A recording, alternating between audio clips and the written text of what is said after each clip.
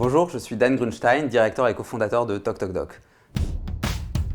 Alors TocTocDoc, c'est un service de télémédecine qu'on déploie depuis 2017 dans des structures médico-sociales, sanitaires, ambulatoires. On équipe aujourd'hui près de 250 établissements et on offre une couverture télémédicale à près de 25 000 patients. Alors aujourd'hui, on a trois métiers chez TocTocDoc. Le premier métier, c'est un métier de technologie. On a développé un outil de télémédecine qu'on met dans les mains d'une infirmière ou d'un soignant qui va au chevet d'un patient dans une résidence, dans un EHPAD ou alors au domicile et qui organise la téléconsultation avec un médecin à distance. On a un deuxième métier, c'est le métier du chef de projet. Lorsqu'on déploie dans un EHPAD, il faut cadrer le projet médical avec les équipes soignantes, il faut former les utilisateurs et il faut suivre l'usage.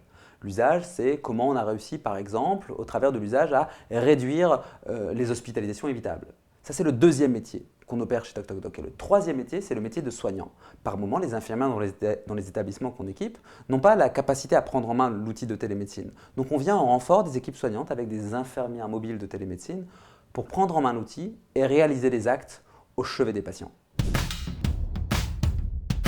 L'intérêt pour les territoires, il est manifeste.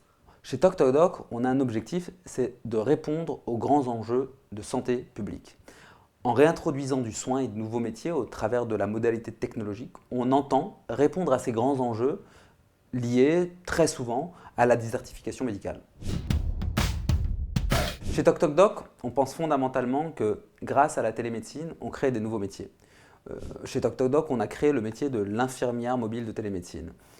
On pense que dans les prochaines années, ce modèle-là de l'infirmière mobile de télémédecine qui coordonne finalement le parcours de soins de cette personne en situation de handicap, en situation de vieillesse ou de dépendance, sera un élément pivot dans l'organisation du parcours de soins. Et donc on pense fondamentalement généraliser et faire d'une certaine manière rentrer dans le droit commun ces nouveaux usages portés par la télémédecine.